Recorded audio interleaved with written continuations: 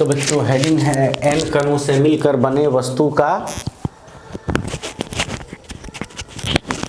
द्रव्यमान केंद्र ज्ञात करना। ठीक है, n कणों से मिलकर बने वस्तु का द्रव्यमान केंद्र ज्ञात करना। तो हम लोग मान लेते हैं कि यहाँ एक सिस्टम है S, ये रिजिड बॉडी है और यहाँ पे जो है वो X और ये Y और ये क्या है, तो यहाँ पे Z एक्सिस है। ठीक है,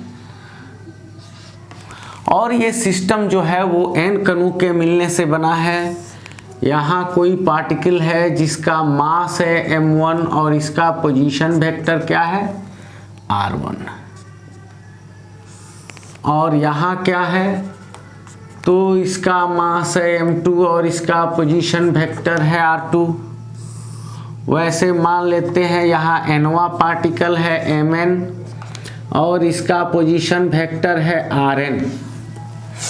ठीक है, और ये जो सिस्टम है इस सिस्टम का यहाँ पे सेंटर ऑफ मास मान लेते हैं, जहाँ पे टोटल मास जो है वो सिचुएटेड है और इसका पोजीशन वेक्टर है क्या, तो वेक्टर r है।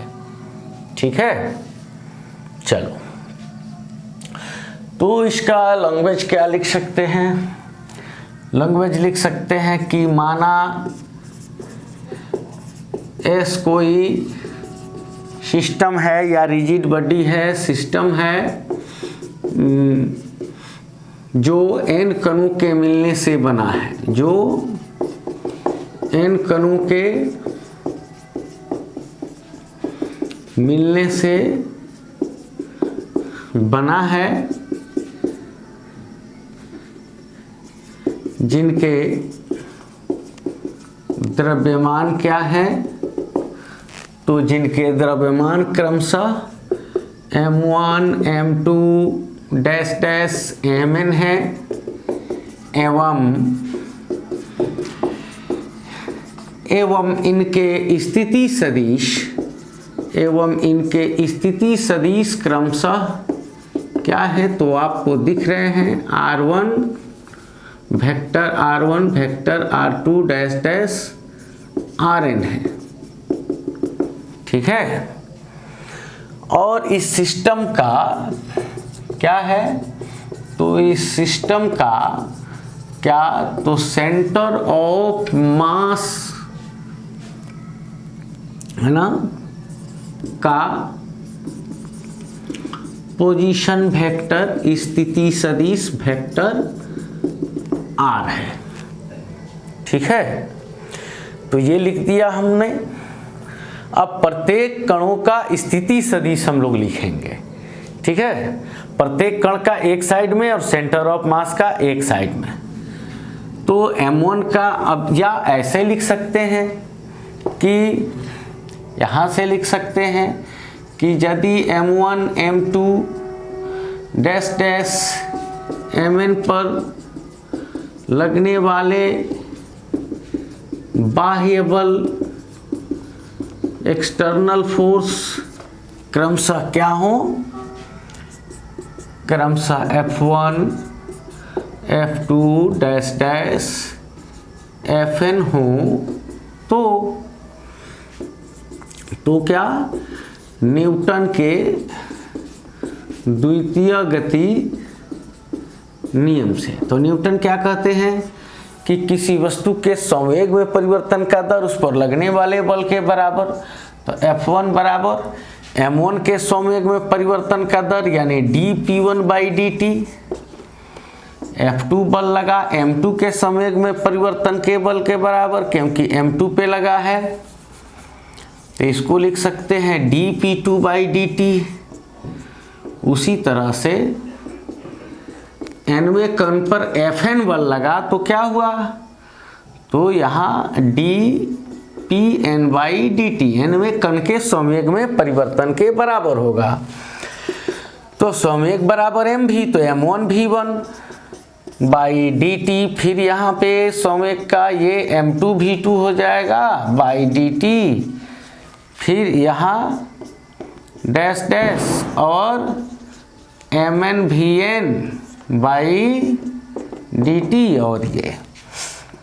और यहाँ पे d बाई डी टी को तो हमने कॉमन कर लिया, और M1V1 plus M2V2 plus plus MnVn ये आ गया, और ये फिर यहाँ d बाई डी टी का इक्वेशन बना, M1 और V1 का कितना हो गया बताओ, तो लिख सकते हैं dR1 बाई डी टी, क्योंकि आप V इक्वल टू लिखते हैं क्या dr बाई डी टी या dx बाई डी टी, पहले एपिसोड में आप देख सकते हैं। फिर M2 और V2 का dR2 बाई डी टी, और इसी को d, और फिर ये जो है Mn है, और dVn का dRn vector Rn by D T, और फिर यहाँ पे d बाई डी टी को हम लोग कॉमन कर लेंगे, यहाँ लिख देते हैं। चलो अब ये सब में से d बाई डी टी को कॉमन कर देंगे तो फिर इधर D square by D T square हो जाएगा, D square by D T square हो जाएगा, और ये क्या बचेगा, तो M1R1 plus M2R2 plus plus MnRn, और इक्वल टू इसको क्या मान लेते हैं, तो F, जहाँ F क्या है, F द्रव्यमान केंद्र पर स्थित कुल द्रव्यमान पर बल है,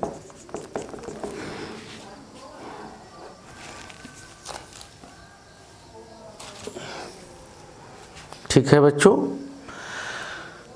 तो F क्या है, तो F इसका रिजल्टेंट जो है टोटल बलों का, वो अगर हम लोग सेंटर ऑफ मास पे मान लें कि उतना बल लग रहा है, तो ये इक्वेशन को अब ऐसे लिखा जा सकता है, D square by D T square M1R1 plus M2R2 plus plus Mn, ऊपर ही लिख देते हैं। चलो यहाँ से आप लिख सकते हैं ये,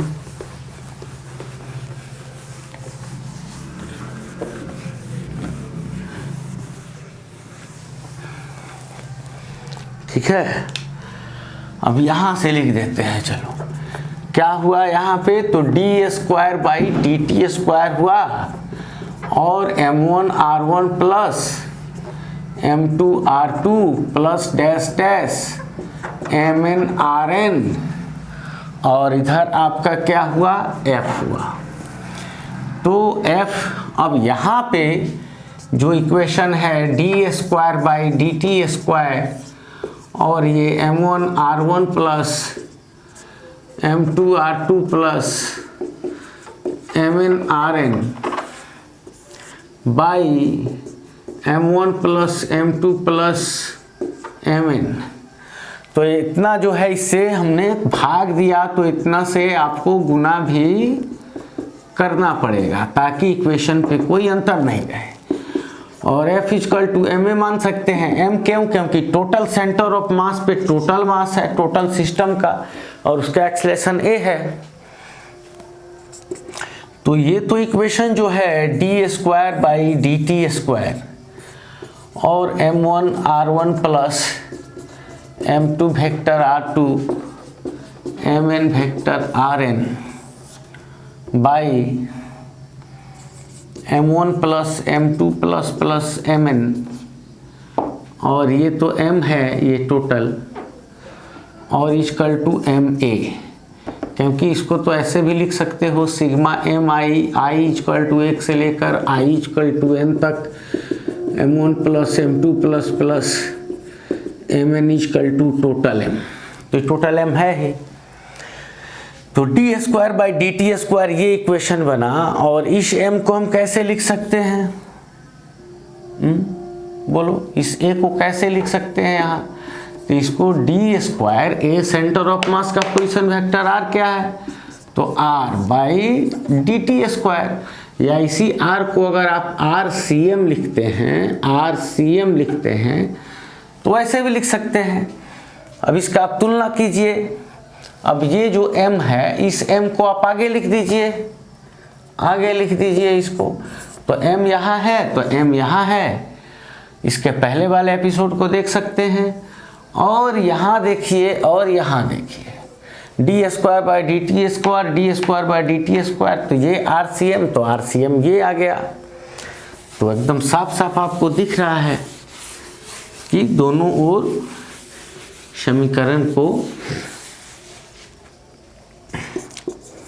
समीकरण के दाएं एवं बाएं पक्ष की तुलना करने पर क्या मिला, तो RCM मिला, यानी सेंटर ऑफ मास का पोजीशन वेक्टर, द्रव्यमान केंद्र का स्थिति सदिश क्या मिला, तो M1R1 plus M2R2 plus plus MnRn by M1 plus M2 plus Mn।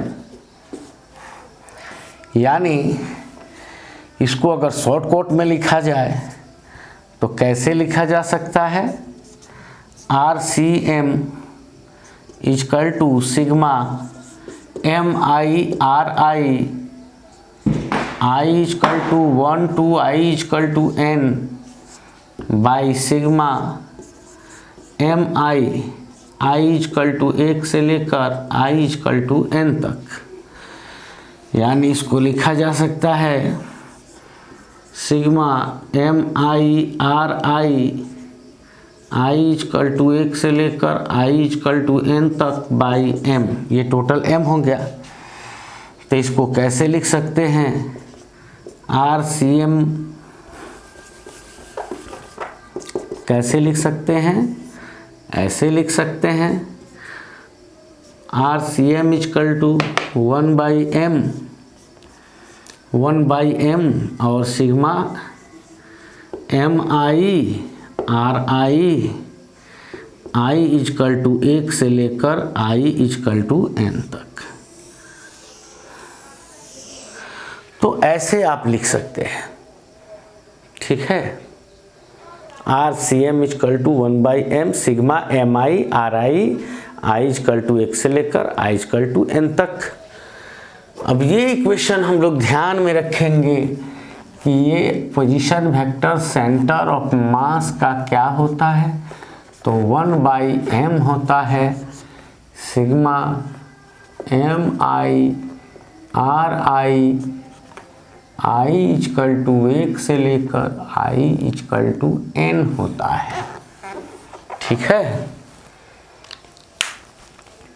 और बच्चों फिर अब देखेंगे, अब इसमें अभी तो 13 मिनट हुआ है, हम बता सकते हैं शायद इसी में।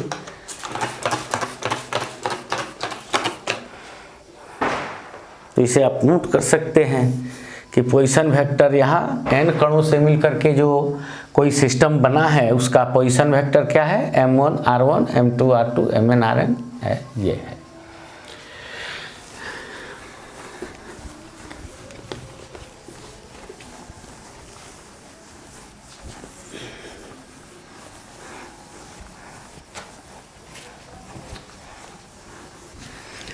अब जो बच्चों सेंटर ऑफ मास जो है उस पे हम लोग ये डिस्कस करना चाहते हैं कि अगर मास कंटिन्यूअस हो, यानी द्रव्यमान सतत वितरण हो, सतत रूप से वितरित द्रव्यमान हो, यानी द्रव्यमान अगर लंबाई के रूप में है, जैसे कि एक पतला छड़ है तो समान लंबाई का द्रव्यमान समान है। द्रव्यमान अगर क्षेत्रफल के रूप में वितरित है, एरिया के रूप में डिस्ट्रीब्यूटेड है, तो समान एरिया का द्रव्यमान समान है। और यदि द्रव्यमान घनत्व के रूप में आयतन के रूप में वितरित है और समान आयतन का द्रव्यमान समान है तो इसे सिमेट्रिकल ऑब्जेक्ट कहा जाएगा। इसमें द्रव्यमान सतत रूप से कंटिन्यूसली डिस्ट्रीब्यूटेड है। तो जो हम लोग बच्चों यहाँ देखें कि यहाँ सेंटर ऑफ मास का पोजीशन वेक्टर हम लोगों को प्राप्त क्या हुआ कि हम लोगों को प्राप्त हुआ 1/m और सिग्मा mi ri का पोजीशन वेक्टर और i इक्वल टू 1 से लेकर i इक्वल टू n तक। तो if mass of the object is continuously distributed, ठीक है, यानी क्या, यदि वस्तु का जो द्रव्यमान हो, वस्तु का द्रव्यमान हो वह सतत वितरित हो, तो सतत वितरित हो तो ये जो RCM है और यहाँ 1/m है तो वो इंटीग्रेशन के बदले सिग्मा का वैल्यू हो जाएगा। और m आईवे कण का जो द्रव्यमान है, अगर प्रत्येक द्रव्यमान आईवा कण m1 m2 m3 अगर सब बराबर है, यानी अगर सिग्मा i इक्वल टू 1 से लेकर i इक्वल टू n तक है और उसको लिखते हैं आप m1 m2 m3 और वहाँ से लेकर mn, और अगर सब बराबरे हो, सब बराबरे हो तो सबको अगर dm मान ले, सबको m1 m2 m3 mn सबको, तो ये dm है। यानी यहाँ जो mi है उसके बदले हम यहाँ dm लिख देंगे और यहाँ वेक्टर r लिख देंगे, ठीक है। यानी यहाँ पर सिर्फ वेक्टर r लिख देंगे dm का उस रूप में, और यहाँ mi कण का द्रव्यमान है तो प्रत्येक कण का द्रव्यमान समान है तो सबको dm मान लिए, तो एक dm यहाँ ले लिए और ये r हो गया। और ये पोजीशन वेक्टर को हम लोग ऐसे लिख सकते हैं xcm i cap plus ycm j cap plus zcm k cap equal to 1/m integration dm xi plus yj plus zk। ये वेक्टर r पोजीशन वेक्टर जो है dm कोई पार्टिकल है उसका है। तो ये क्या मिला हम लोगों को, यहाँ मिला xcm i cap plus ycm j cap plus zcm k cap equal to, अब इसको ये इंटीग्रेशन से, अब जैसे 1/m इंटीग्रेशन, अब इसमें क्या हुआ तो dmx i कैप फिर dmy j कैप फिर dmz k कैप, मतलब इस dm को टोटल से गुना कर दिए और फिर ये क्या हुआ, फिर 1/m से गुना किए तो integration 1/m dmx i cap, ठीक है। फिर integration 1/m dm yj cap plus फिर integration 1/m dmz k cap, ऐसे आपने लिख दिया। अब यहाँ i का कंपैरिजन किए लेफ्ट और राइट में, यहाँ भी लिख देते हैं, चलो xcm i cap plus ycm j cap plus zcm k cap.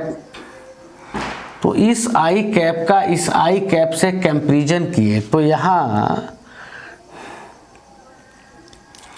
यानी वाम एवं दाएं पक्ष की तुलना करने पर अगर ये तुलना करते हैं तो ये हमारा जो XCM मिलता है वो क्या मिलता है, तो ये मिलता है, क्या मिलता है, तो इंटीग्रेशन 1/m dmx मिलता है। यानी इसी को हम ऐसे लिख सकते हैं 1/m इंटीग्रेशन dmx, ठीक है। और YCM जो है वो क्या है, तो YCM ये है इंटीग्रेशन 1/m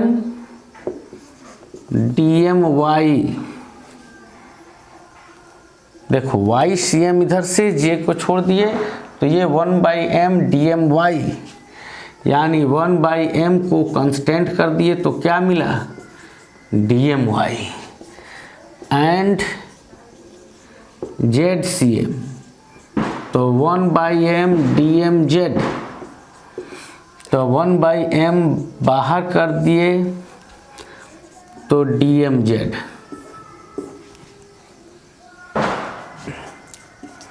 तो हेंस अब डायरेक्ट ऐसे लिख सकते हैं XCM बराबर 1/m integration dmx, YCM is equal to 1/m integration dmy and ZCM is equal to 1/m dmz। किसके लिए, कंटिन्यूअस वस्तु के लिए, यानी सतत वितरित, ठीक है। तो आगे से हम लोग सेंटर ऑफ मास, अभी तो घूर्णन गति आगे पढ़ेंगे, हम लोग उसको डिफाइन करेंगे, अभी हम लोग सेंटर ऑफ मास पे ही ध्यान देंगे। तो इसको हम लोग आप देख सकते हैं कि ये किस प्रकार से इसको चेंज किया गया है, सतत वस्तु के लिए सतत वितरित हो या तो छड़ हो, जैसे तो सतत लंबाई है, अगर कोई पतला सा एक पेपर है तो उसका द्रव्यमान क्या है, क्षेत्रफल के रूप में वितरित है, और वही पेपर अगर मोटा है उसमें थिकनेस ज़्यादा है तो वह आयतन के रूप में डिस्ट्रीब्यूटेड है। तो इसको आप नोट कर सकते हैं। और अगले जो एपिसोड 3 होगा उससे हम लोग सेंटर ऑफ मास निकालने में इस इक्वेशन का उपयोग करेंगे, इस इक्वेशन का, और देखेंगे कि कैसे उपयोग हो रहा है, धीरे धीरे इसको समझेंगे हम लोग, ठीक है।